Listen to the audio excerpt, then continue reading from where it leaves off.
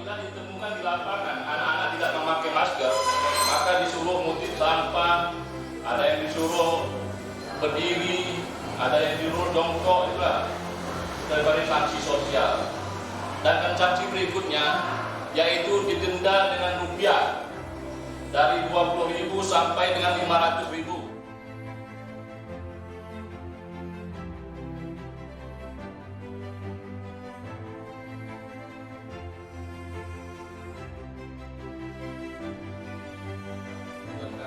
Lapangan ini tidak hanya dilakukan berkenaan dengan situasi hari ini, yang kita lihat di mana daerah-daerah kita disibukkan dengan virus corona atau COVID-19.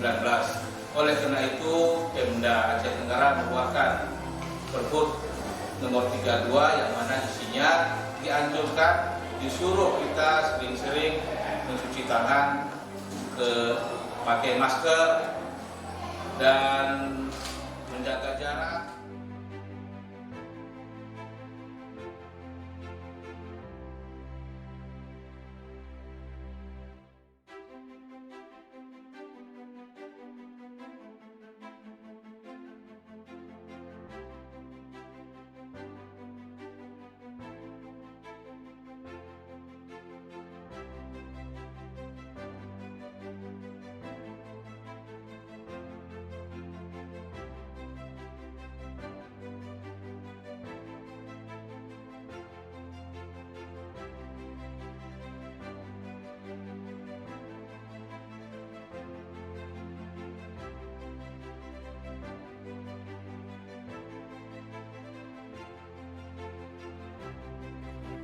Assalamualaikum warahmatullahi wabarakatuh.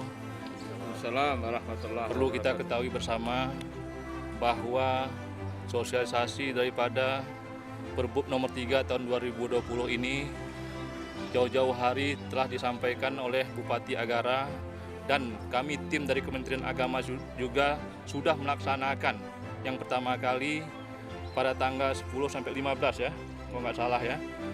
Kita laksanakan sosialisasi madrasah yang ada di lingkungan Kementerian Agama Kabupaten Tenggara.